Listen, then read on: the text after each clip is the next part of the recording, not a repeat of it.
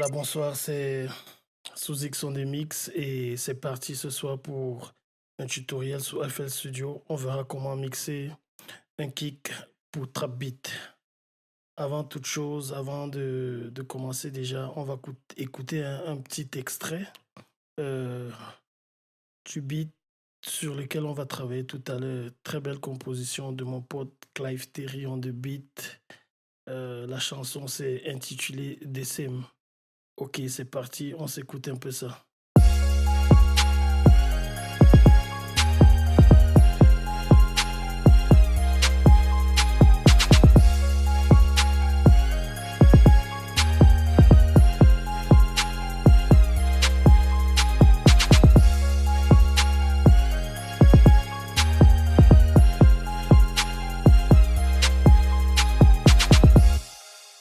Ok, voilà, très belle prod, comme je disais tantôt, tout à l'heure. Ce qu'on va faire déjà, on va muter les instruments et on ne va que garder les batteries proprement dites. Et dans les batteries proprement dites, on ne va que garder pour l'instant le kick et la 808. Voilà notre kick, mais là il est déjà mixé. Qu'est-ce que je fais? J'annule tous les effets. J'annule tous les effets là. Ok, d'accord.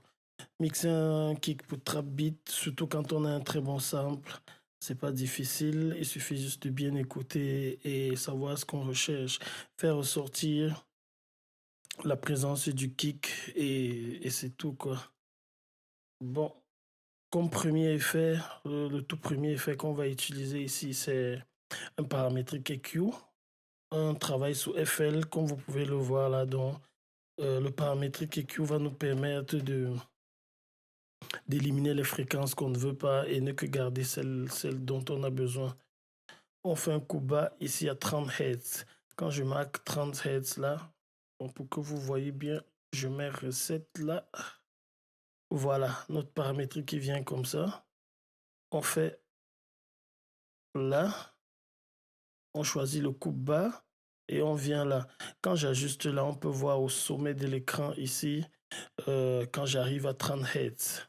Ok, voilà, on met 30 Hz là, c'est bon, on est calé. En fait, c'est parce que l'oreille humaine n'entend pas en deçà de 30 Hz. Donc en coupant là, on est bon. On fait également un coupe haut ici là, jusqu'à euh, jusqu'à 4000 Hz. Ok, voici ce que ça donne. Voici comment notre kick il sonne sans notre coupe, sans notre paramétrique EQ. Et quand on l'ajoute, voilà, on ressent une nette petite différence. Deuxième élément, un compresseur. Là, c'est écrit limiteur, mais c'est un plugin qui a deux fonctions, plusieurs même. Mais si on l'utilise, là, c'est en mode limiteur, on l'utilise en mode compression. Je mets un ratio de 2.0 et je mets mon threshold à moins 14.5. Ok. Je fais une compensation de gain de ce que j'ai perdu.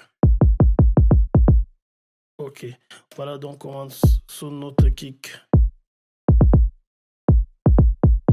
Là, je peux ajouter une reverb si je veux, mais je sens pas l'utilité d'ajouter la reverb ici, donc je vais laisser comme ça. Ok.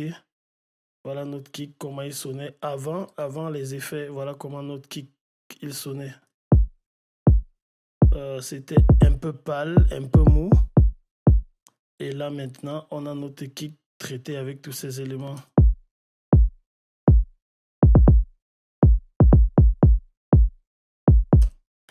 La différence, elle est subtile, mais elle est bien présente.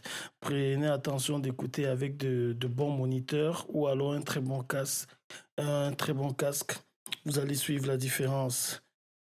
C'était tout pour aujourd'hui. Prochainement, on verra comment mixer le kick et la 808 ensemble, ok? Pour que ça donne ceci. Notre 808, on est parti de là.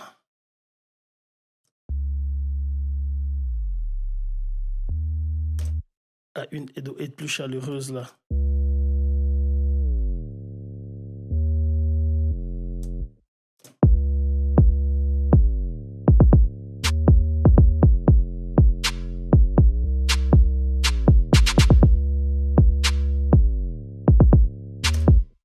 Ok, c'est tout pour aujourd'hui. N'hésitez pas à souscrire à la chaîne si vous avez aimé, à liker si vous avez aimé. Pour ceux qui m'écrivent directement dans la boîte Gmail, je vous enverrai le sample du Kick, de la Edo 8 et du Snap pour que vous puissiez travailler avec. C'est sous X pour Bring Beat to Life. À la semaine prochaine pour un nouvel épisode. Ciao.